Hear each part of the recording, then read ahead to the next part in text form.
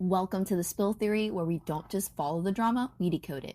For years, we were told Gypsy-Rose Blanchard was a helpless victim of a monster. But as of 2026 kicks off, the cracks in that story are becoming canyons. Was Dee Dee the only one lying, or was Gypsy the star of her own show the entire time? People are so over the redemption tour situation. We're seeing a massive shift in the Spillverse. Commenters are pointing out that the Gypsy story seems to change whenever a new camera is rolling. Is she a survivor, or is she just a master of the same manipulation her mother taught her? The local police chief admitted the community was completely deceived, but the neighbors have a darker take. They've come forward recalling the pair laughing together behind closed doors, leaving many to wonder if Gypsy and Dee Dee were secretly mocking everyone's gullibility while they cashed in on the charity money.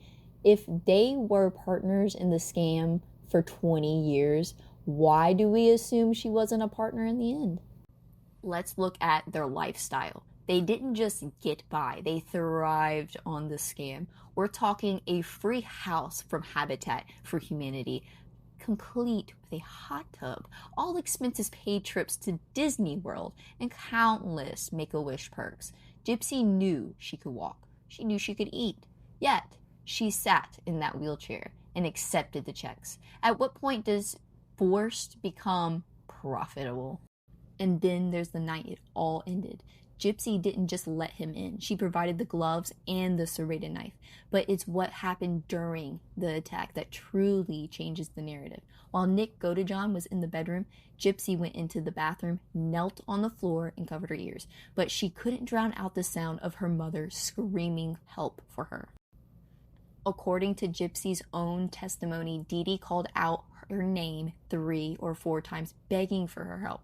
She heard her mother scream, "Who's there?" and then called out, "Gypsy!" in a panic. Gypsy stayed in that bedroom paralyzed, waiting for the silence. She even went into the kitchen right before the murder to hug her mother and tell her she loved her, knowing exactly what was coming 10 minutes later.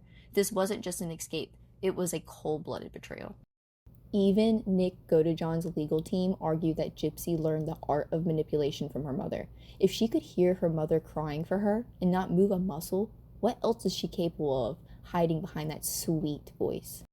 Here's my spill theory. Gypsy-Rose isn't a hero. She's the new CEO of the Blanchard Brand. She turned her crime into a Lifetime series and her daughter into a new content pillar. She didn't break the cycle. She just retired the old management. Was it a murder to escape or a hostile takeover of the family business? But hey, that's just the spill theory. What's yours? Drop a comment below, and I'll see you in the next one. And don't forget to subscribe. Bye!